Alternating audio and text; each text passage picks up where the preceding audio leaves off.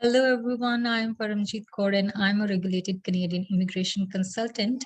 As I said in my previous video, I'm going to make some detailed videos about various streams of express entry.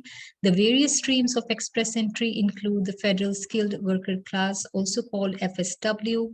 Second is the Canadian Experience class called CEC. Third one is the Federal Skilled Trade class, FST. In today's video, I'm going to talk about in detail of the Federal Skilled Worker class, its eligibility requirements, and how your score can be improved to make you eligible to get an ITA.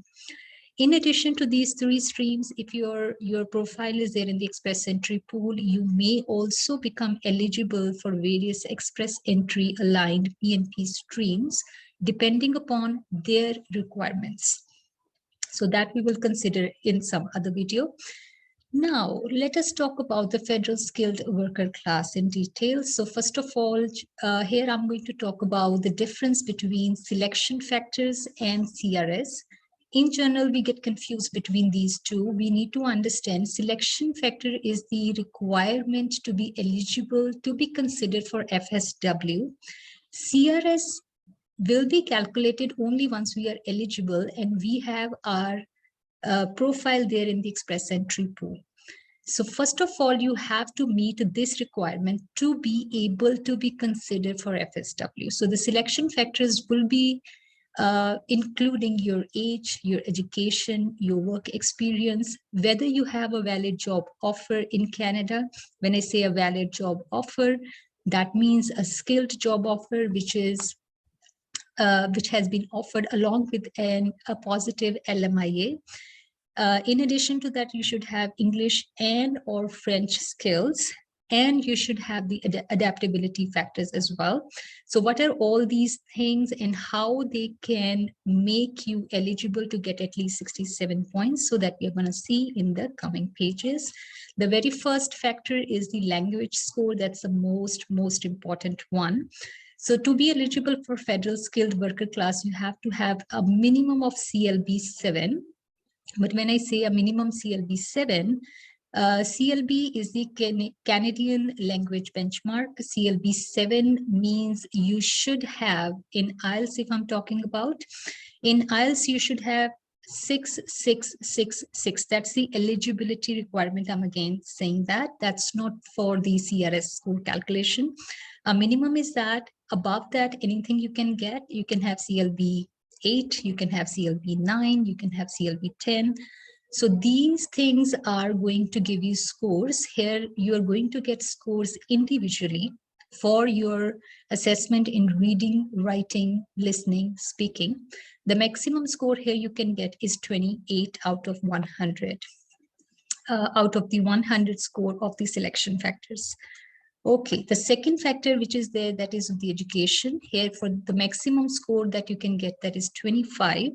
That is again one part of that 100 total score.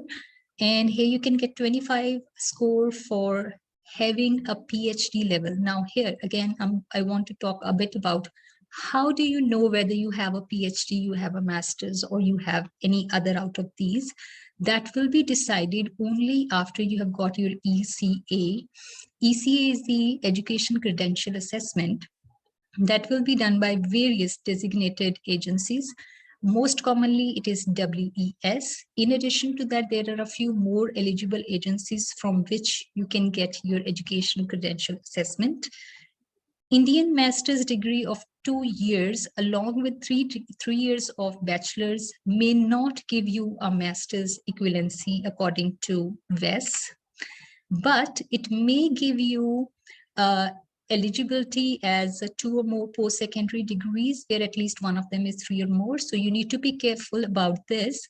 Unless you get your credential assessment done, you cannot recognize whether your education would be considered at master's level or 2 or more post-secondary degrees, etc. So here the maximum score is for 25 for the PhD. Master's degree have got 23, 2 or more post-secondary degrees are going to give you 22. And post-secondary degree 3 years or longer is going to give you 21. Now, for instance, if someone has done a BSc, BCom, etc., they're going to get 21. Somebody has done BTech, they are also going to get 21. But if somebody has done BSc, MSc, they're going to get 22, most probably. If somebody has done BTech and then MTech, then they are going to get 23 because their BTech plus MTech would be considered masters. All right, so these are the education scores. The next thing comes the experience. Now, this experience could be your international experience. So this one can give you a maximum of 15 points. And here you get for 1 year experience, you get 9 points. That's the minimum requirement for the federal skilled worker class. Anything beyond that is going to give you better score up to 15. Then comes the fourth factor, that's about age. It can give you up to maximum 12 points in this selection factor score. And you get maximum score of 12 when your age is between 18 to 35. Again, this is not the maximum score thing for the CRS calculation. That's different from this.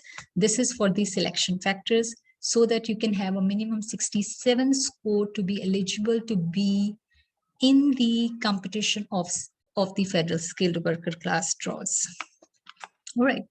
In addition to these 4 points that we just discussed, the fifth one is the arranged employment that can give you maximum 10 points. But again, that arranged employment has to be in NOC OAB, that's a skilled level job.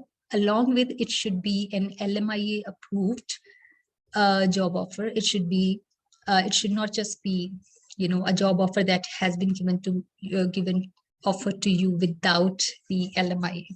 So it has to be that.